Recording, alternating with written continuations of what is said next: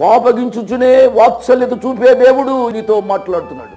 4 దిక్కులలో 4 దేవదూతలు నిలిచి ఉన్నారు అనగా ఒక ఆయన అన్నాడు భూమి చతురాకారంగా ఉంటుంది అన్నాడు. కాదు, భూమి గుండ్రంగా ఉంటుంది.